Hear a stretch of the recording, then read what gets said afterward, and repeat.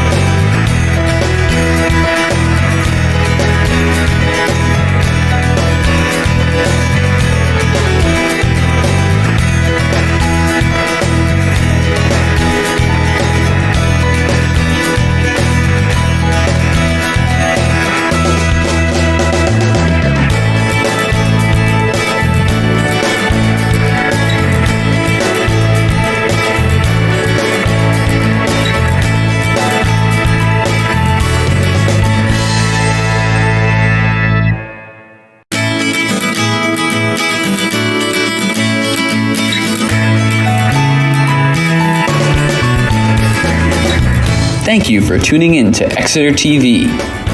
The meeting will be starting shortly. While we wait, let's learn more about Exeter TV.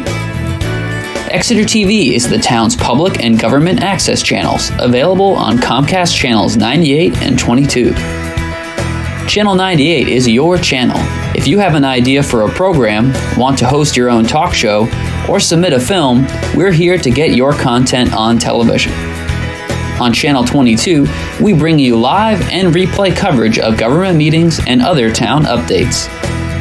A third channel, Blue Hawk Media, is operated by SAU 16 and can be found on Channel 13, with all your school sports, events, and meetings.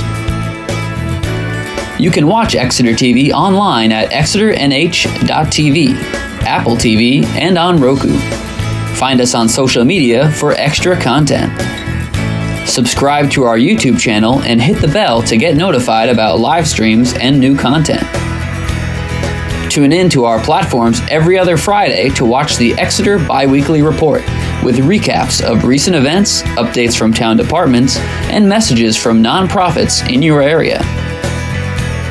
If you head to our website, exeternh.tv, we invite you to sign up to our newsletter to receive monthly updates about new content, upcoming meetings, and more. We'd like to thank you for taking the time to watch Exeter TV and hope that you tune in to our other content as well.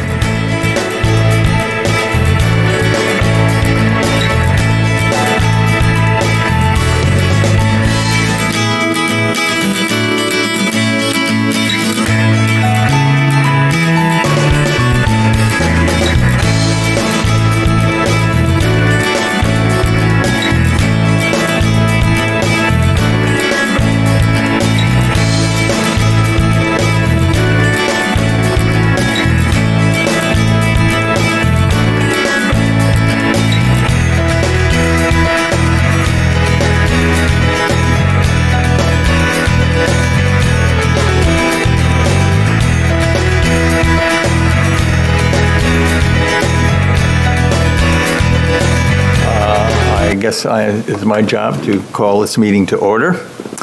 My name is Lou Hitzrodt. I'm a member of the Exeter Energy Committee and a member of the Exeter Community Power Aggregation Committee. And I'm joined here tonight with other members of the Aggregation Committee. On my right is Cliff Sinnott, and on my left is Nick Devonshire, and joining us remotely is Stephanie Marshall. The purpose of this public hearing is to explain community power, what it is, how it works, and how it can benefit both the citizens of Exeter and businesses in Exeter.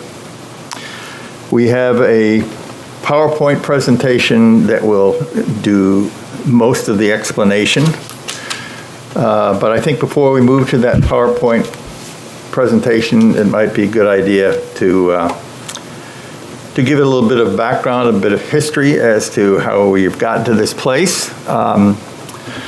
So I'll mention that several years ago, the New Hampshire State Legislature passed legislation that allowed New Hampshire communities to purchase electricity directly from electricity suppliers. This direct purchasing method provided some significant advantages to New Hampshire communities. Specifically, it allowed the residents of those communities and businesses in those communities to have choice in the electric supply that they opted for.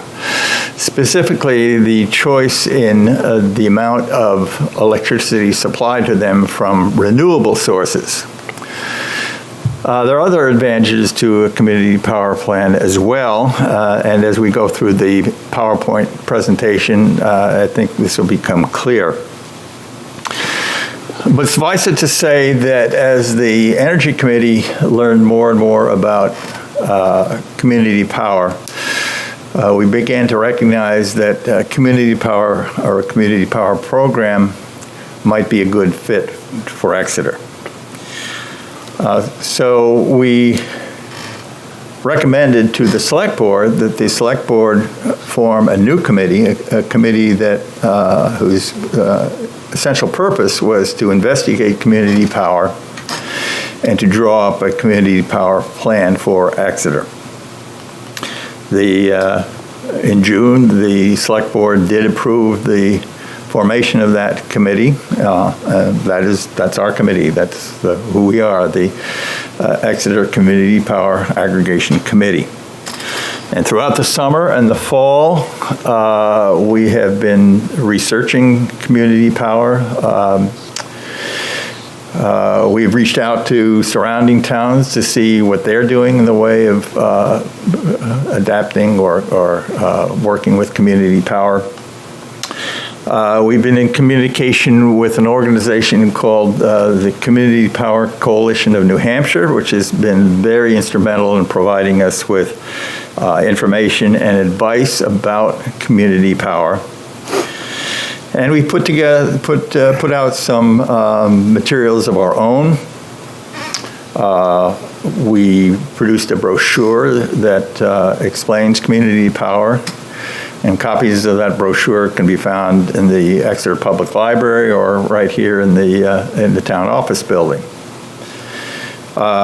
We produced a panel discussion program with several New Hampshire experts in community power, and including two members of our committee. The purpose of that panel is to answer questions about community power. And that panel program aired on Exeter TV about 2 weeks ago, and I believe you can still access it if you go to the archives of Exeter TV. Probably our most significant achievement to date, though, and I say our, and I shouldn't say our because it was really Cliff's work, and that was the production of something called an electric aggregation plan for Exeter. Any town, any community in New Hampshire that plans to put together a community power plan must produce this electric aggregation plan. And this is the document that describes in detail Exeter's community power plan, its goals and objectives, the benefits it can provide, and the necessary steps that the town must go through in order to bring a community power plan to fruition. The current draft of that electric aggregation plan can be found on our website, the Community Power Aggregation website. To get to that website, all you need to do is to go to the town website, pull down the menu that says Boards and Commissions, and you'll find a link to the Community Power Aggregation website. And as I said, on the website, you'll find the current draft of that electric aggregation plan. It's a very detailed document, but it's probably the best source of information of how Exeter is approaching community power. But also on that website, you'll find additional information. The brochure that I mentioned before, there's a copy of that on the website. There's a list of frequently asked questions about community power. And there's also a survey. It's a fairly short survey, but the results of that survey can be very beneficial to us as we try to craft a community power program that best fits the needs of Exeter's residents and businesses. So I urge people to take a look at the website, the Community Power Aggregation website. Look at the information there, but in particular, if you have time, fill out that survey, because as I said, the results of that survey will be very helpful to us as we go forward with our plans. So having said all that, let me turn it over to Cliff, and he will show the the PowerPoint presentation. Thank you, Lou. Thank you very much. My name again is Cliff Sinnott, and I'm going to go through a couple of elements of this presentation tonight, and then turn it back over to Lou for the questions and comments period of the hearing. This first part of the hearing is really a public informational meeting, just so that we can get as much information out about what the contents of the plan are before we start taking questions and comments. So Lou explained pretty well what community power is. And there are a couple of bullet points here to put that in, I guess, on paper, not exactly paper, which is that, as Lou said, a community power program allows a community, or actually multiple communities, which is really where it finds its greatest benefit, to purchase electricity on behalf of its customers, both residential, but also commercial and industrial customers. Any retail, what is considered retail customer in the community,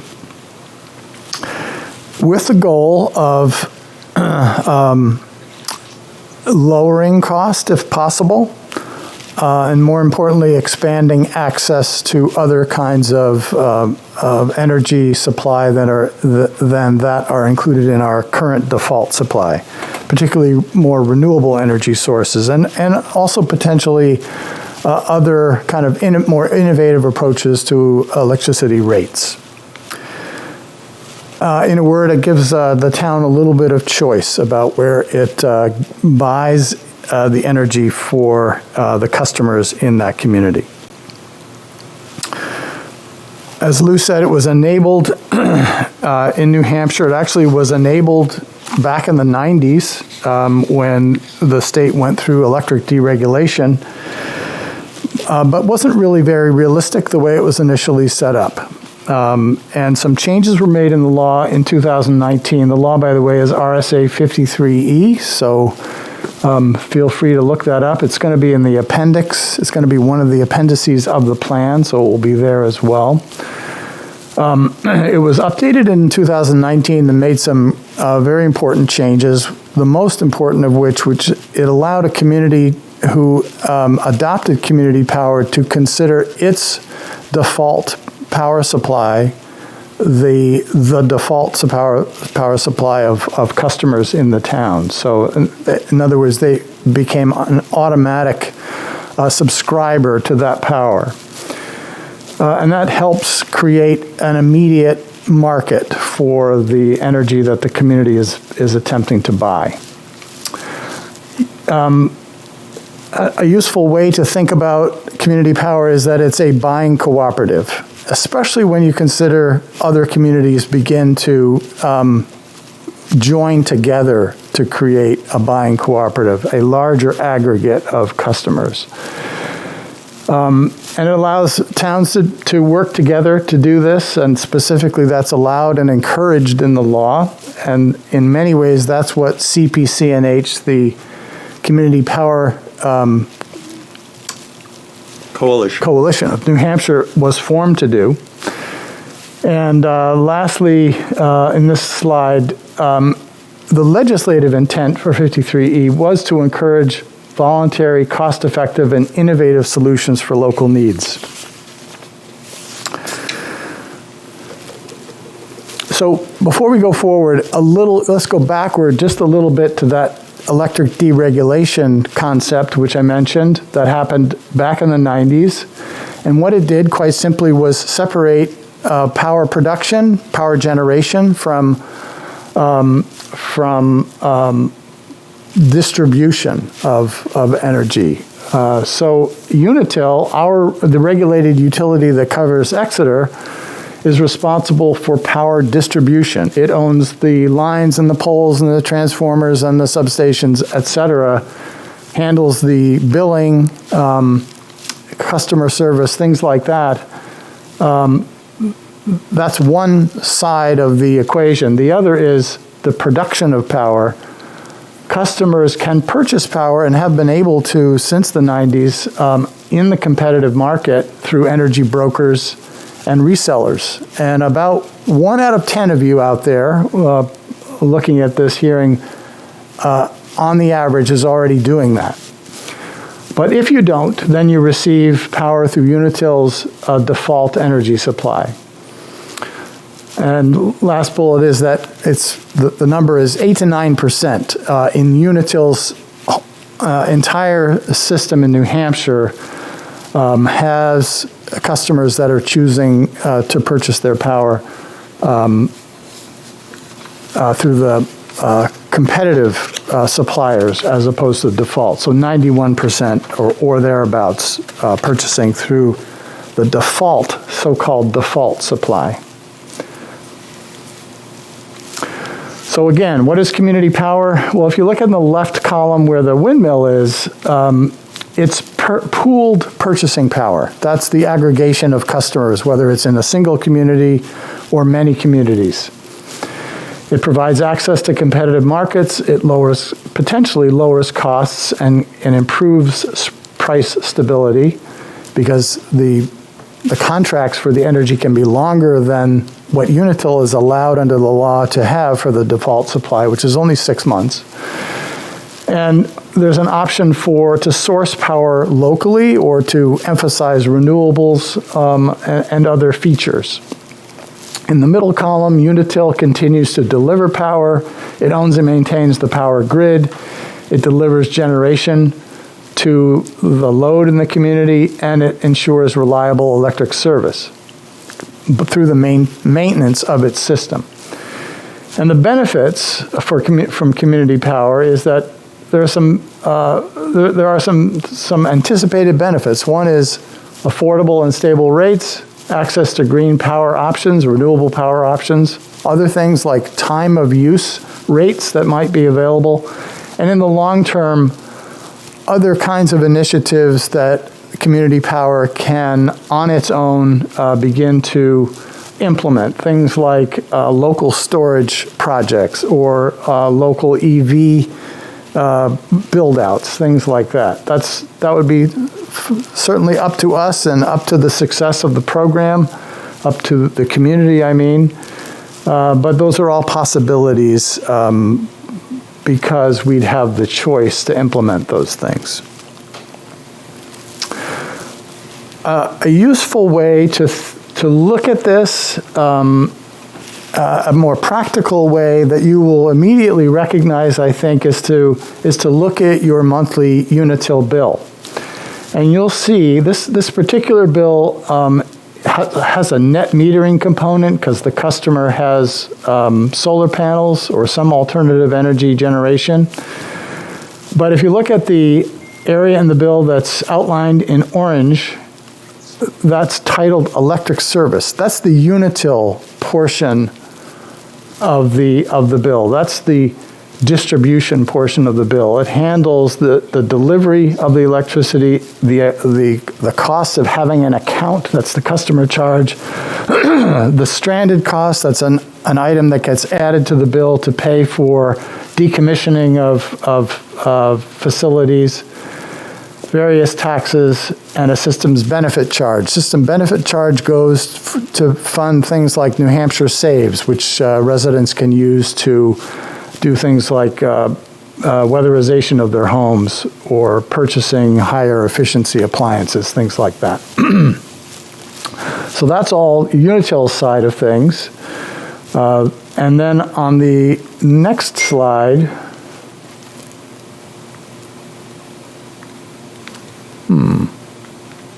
There it goes.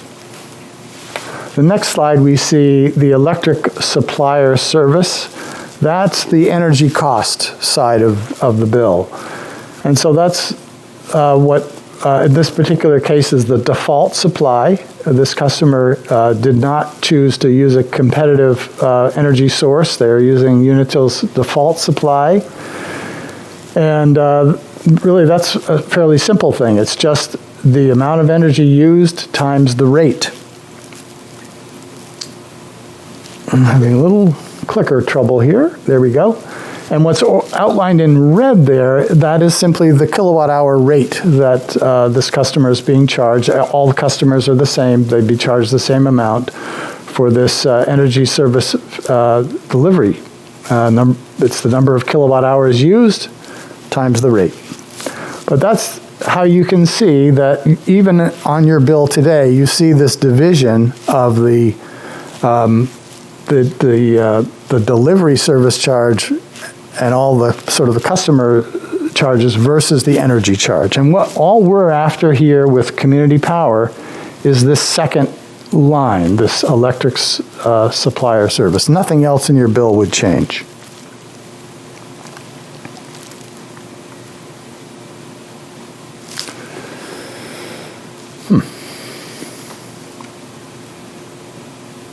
Not changing. There we go.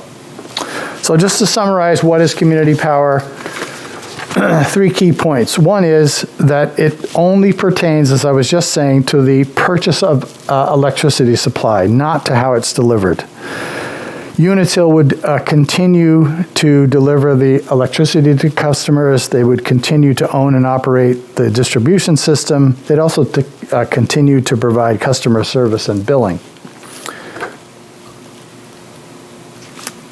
Participation, and third point, participation in community power is voluntary. Communities don't have to do this. It's an enabling law. It allows us to do it. And once the community has adopted community power and launched it, customers that are not already on a competitive supply, in other words, that 10% or 9% that I mentioned, they would automatically get enrolled in community power. However, they can also choose to opt out if they don't like the choice they're given with Exeter Community Power. They could opt out and stay with Unitil. And going forward, all communities on that default supply will always have the opportunity to opt out basically once a month. Customers that are on the competitive supply, that 9%, may choose to opt in to community power or stay with their current supplier.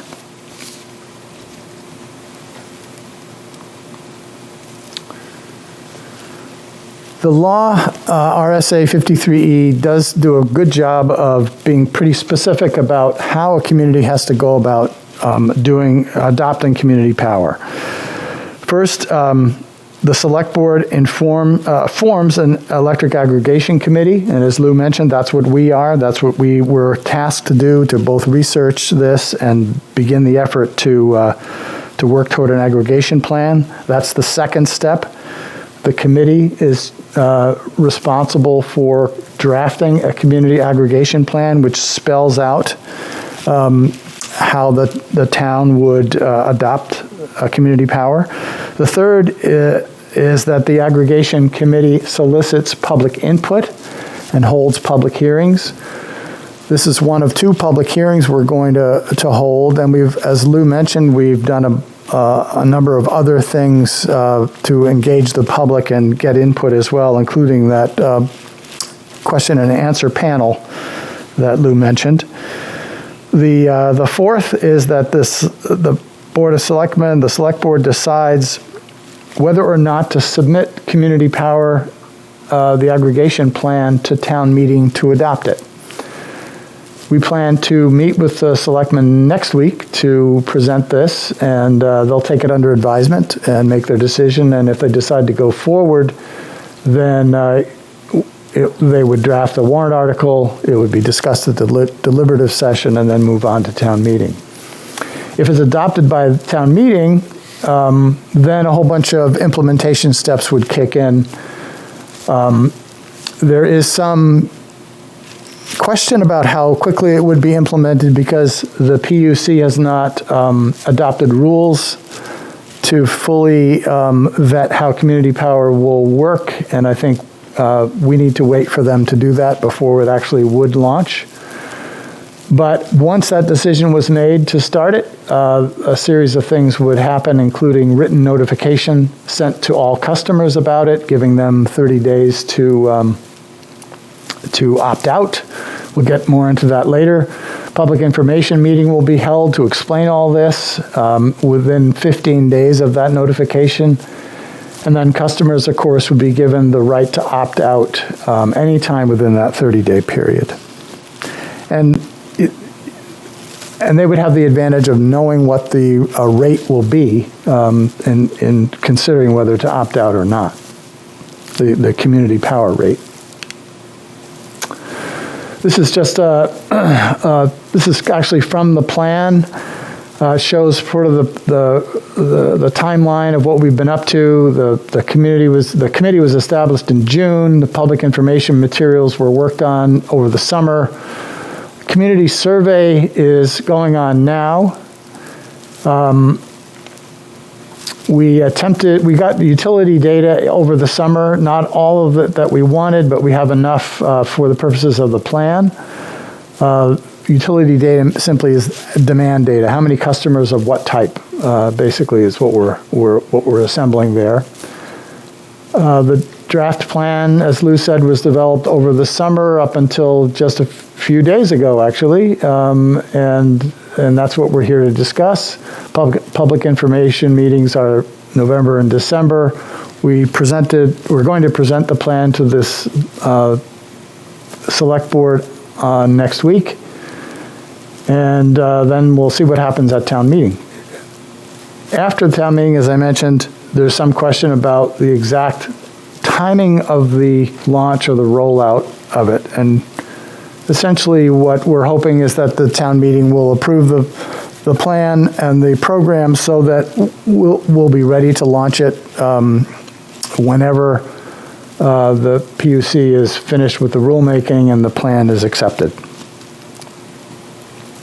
And essentially not have to wait another year. So the plan itself, it's got 11 sections, and we're not going to cover much detail on any of these tonight, but the plan is available, as Lou said, on the Aggregation Committee's website. We'll have a link to the address of that at the end of the presentation. But essentially, what it contains is a quick introduction to what community power is, much the same as Lou explained. What our declared purpose of doing this is, what implementation of community power in New Hampshire requires, what we've just been talking about, those steps, how the program will be organized and how it will be administered, how customers can interact, how they'll participate, how it will be funded, what sort of power options we'd like to offer, at least our plan at this point to offer, an inventory of customer demand, of customers of different types and how much energy they use now, some information about the Community Power Coalition of New Hampshire, how net metering will be handled, and what the public input process has been. Many of these are required in the statute, required elements of the plan.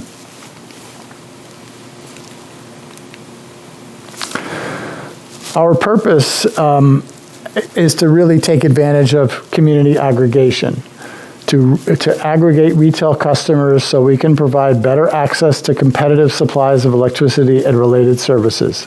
The intended result is to offer more customers greater choice in energy sources they can choose from, especially renewable sources, and at more competitive rates than are currently available. We hope to expand and accelerate the use of renewable energy by customers in Exeter and facilitate development of local renewable projects over time and other innovative energy services.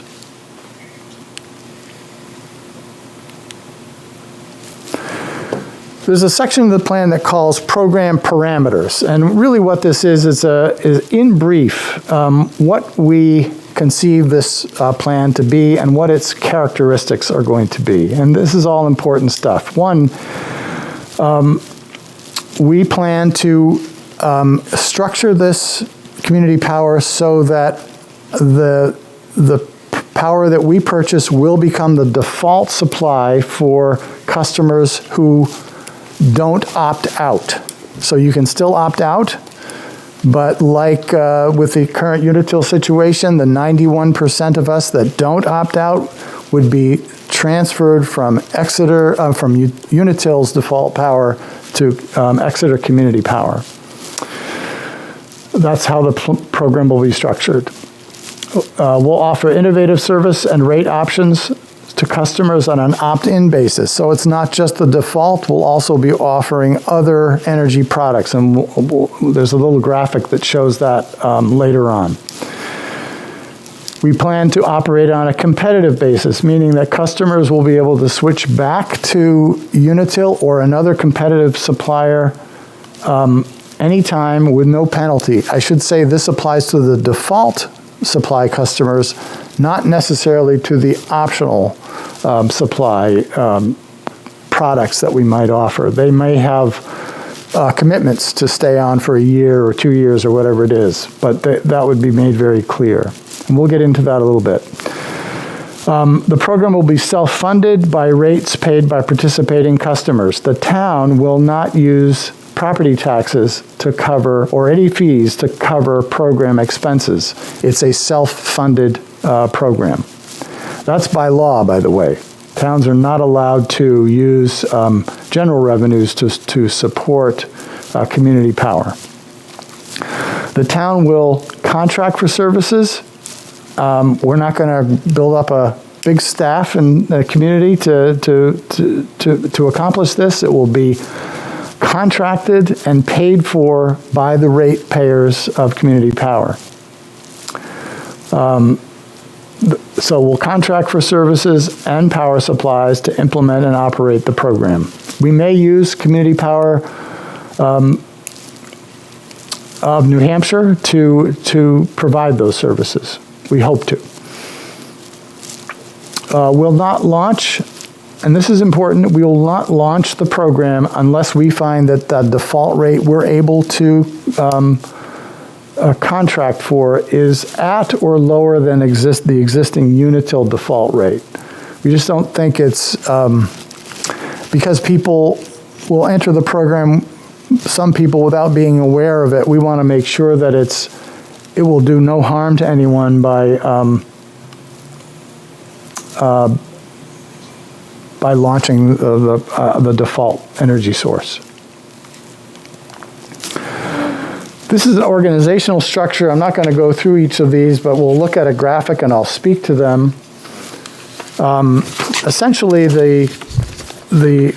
after the town meeting authorizes it, it essentially gives the select board the authority to implement the program. And the select board is anticipated to delegate that to the town manager, or the town manager may delegate that to another individual. Essentially, the town manager will be responsible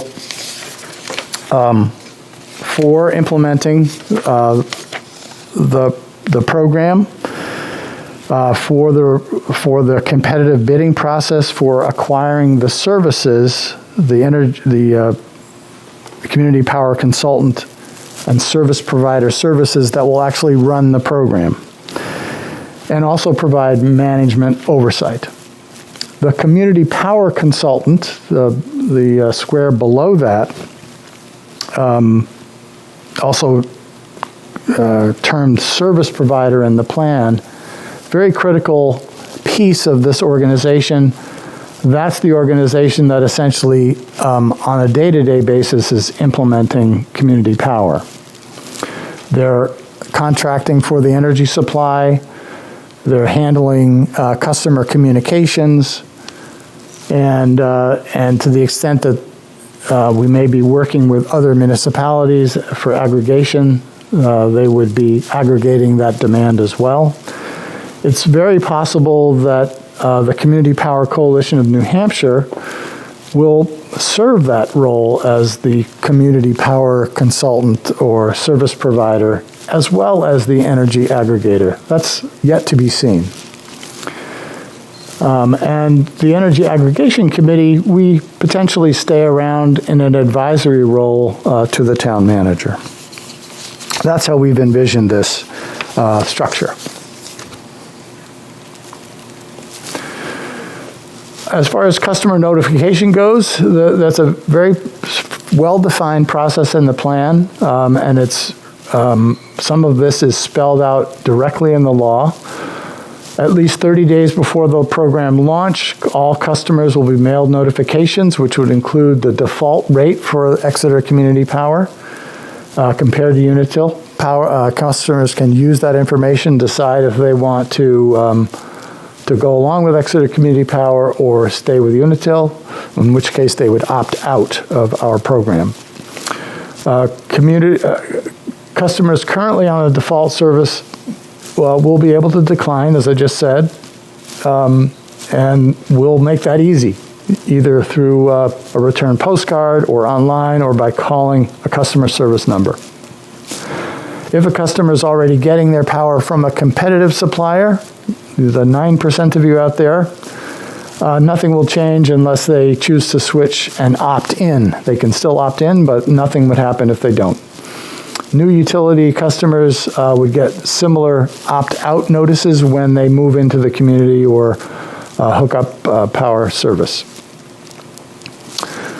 And all Exeter Community Power default service customers will be able to switch to a Unitil or another competitive supplier at any time, basically once a month before a meter read.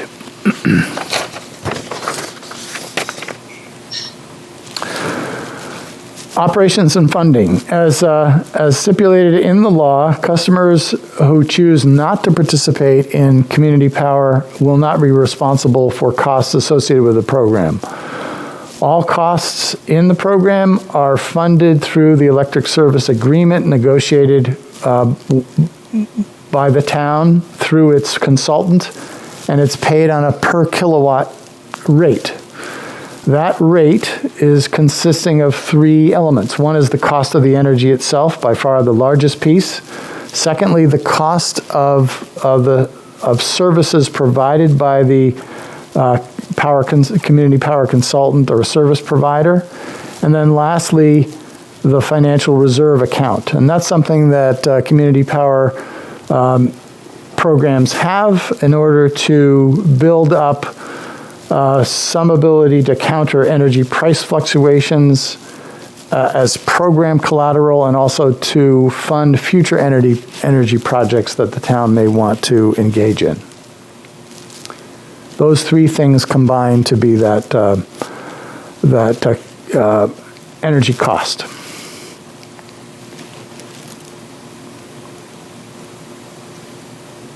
I should say energy supply rate. Sometimes my clicker just does not want to move. There it goes. There we go. So I mentioned that we plan to offer more than the default energy supply as a product, and this is what we have in mind. This could certainly change as we roll out the program and as we contract for energy supplies, and we see what we're able to get in the market. But certainly the one that will always be there will be the default service. That's the automatic enrollment. It's likely to be the least expensive. Our standards for this will be that it meets or exceeds the renewable content of the Unitil default supply, which by law, by the renewable portfolio standards, must be 21.6% this coming year. And the price would need to meet or beat the default utility default energy supply at launch. If we can't do that, we won't launch. We'll wait until we can, and if we never can, then I guess we'll never launch. Optional products that we want to offer are, and again, the whole purpose of doing this is so that we can introduce more renewables into the energy supplies that we're all using every day. One is the Green Start. This is an opt-up option as opposed to opt-in. So you don't have to opt in for the default service, but to get one of these optional products, you would have to opt into those. The Green Start option that we envision would be incrementally higher renewable content, say 50%,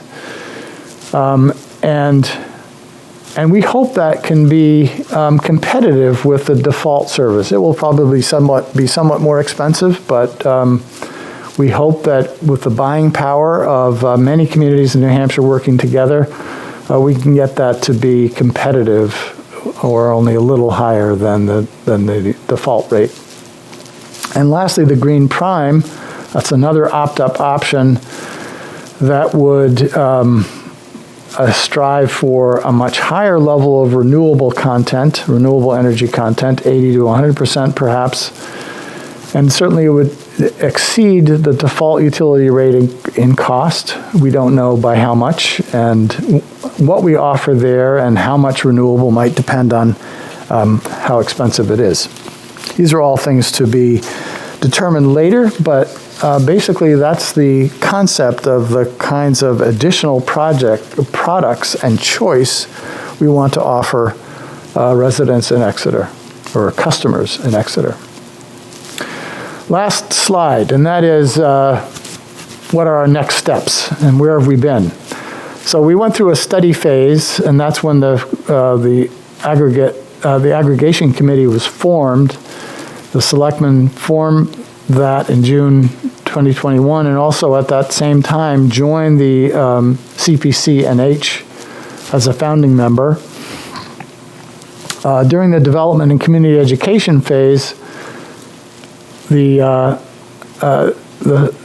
select board signed the joint powers agreement with CPC-NH. Our committee developed educational materials, and the Q&A panel was held. We developed the aggregation plan, and now we're holding the 2 public hearings on the plan. We're also doing the survey. And we have other information available on our website. During the adoption phase, this is the next steps, basically. The plan will be presented to the select board. If they decide to move forward, a warrant article will be crafted, be presented at the deliberative session, and then on to the town meeting vote in March.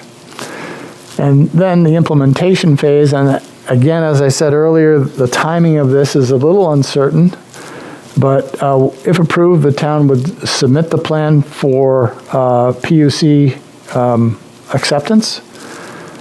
At some point, when ready, the town would bid and select the community power consultant or service provider. The select board would approve an electric service agreement that was negotiated by that service provider. And if the rate is less than the Unitil default, we would launch the program beginning with notifications mailed out to customers.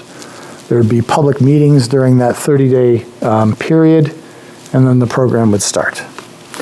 And that's essentially what our plan is, what the plan states. We thank you for your interest, and to learn more, please go to our webpage on the town's website, and there you'll find a very excellent brochure that explains this in a very efficient way. You'll see copies of the energy aggregation plan, this presentation, frequently asked questions, and the Q&A panel that Lou mentioned. And lastly, a link to Community Power of New Hampshire, which has lots of information about what community power is and the benefits and how it's been adopted in other communities in this state and others. And just as a reminder, there's another public hearing on December 13th, same place, same time. Back to you, Lou. Well, thank you, Cliff. That was incredible. Very comprehensive, incredibly thorough. Thanks for doing all this work. You're welcome. I think now the floor will be open for any questions or comments. So if there are some, we should entertain them now.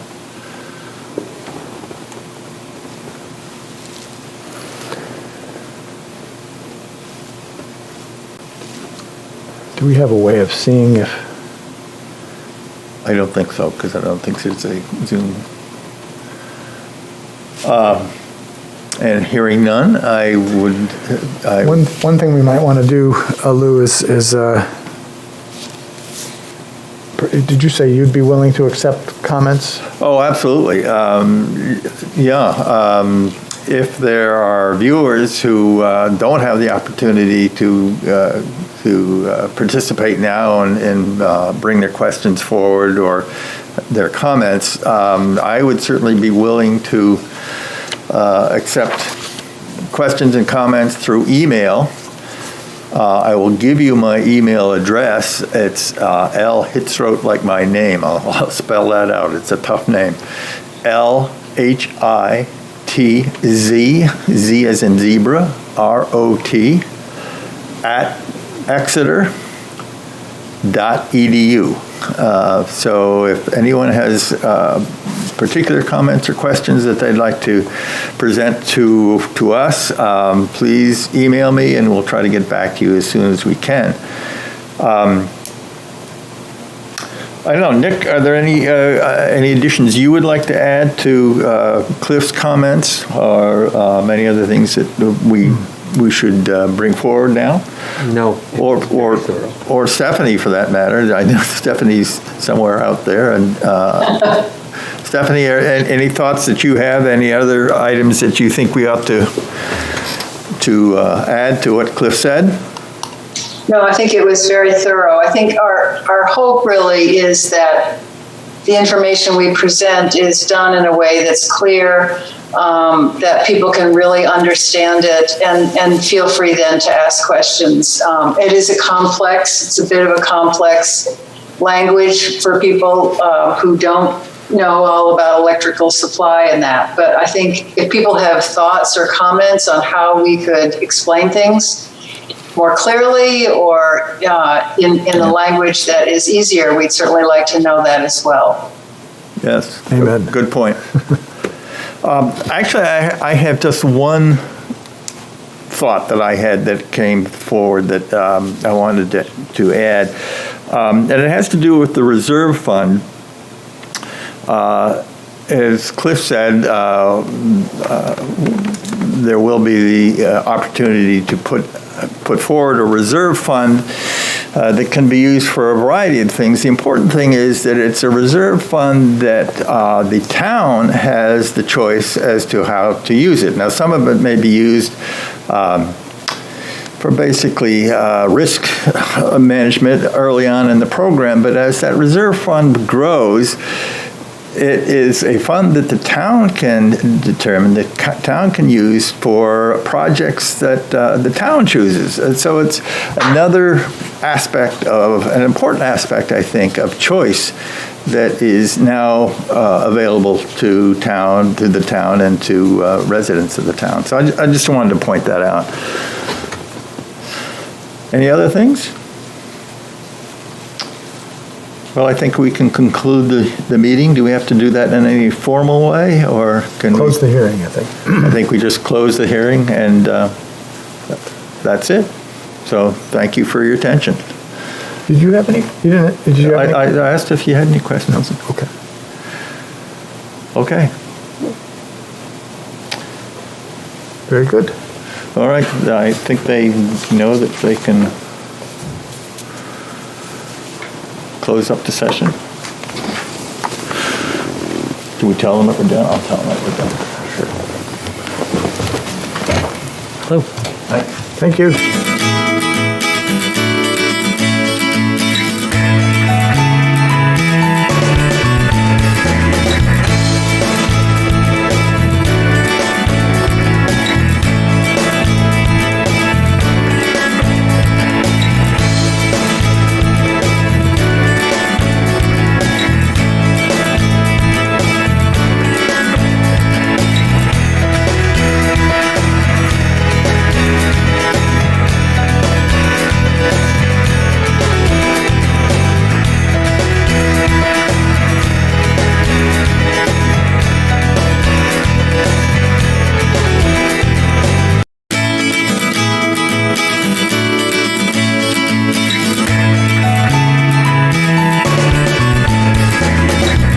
Thank you for tuning in to Exeter TV. Exeter TV is the town's public and government access channels, available on Comcast channels 98 and 22. Channel 98 is your channel. If you have an idea for a program, want to host your own talk show, or submit a film, we're here to get your content on television. On Channel 22, we bring you live and replay coverage of government meetings and other town updates. A third channel, Blue Hawk Media, is operated by SAU 16 and can be found on Channel 13, with all your school sports, events, and meetings. You can watch Exeter TV online at exeternh.tv, Apple TV, and on Roku. Find us on social media for extra content. Subscribe to our YouTube channel and hit the bell to get notified about live streams and new content. Tune in to our platforms every other Friday to watch the Exeter Biweekly Report, with recaps of recent events, updates from town departments, and messages from nonprofits in your area. If you head to our website, exeternh.tv, we invite you to sign up to our newsletter to receive monthly updates about new content, upcoming meetings, and more. We'd like to thank you for taking the time to watch Exeter TV and hope that you tune in to our other content as well.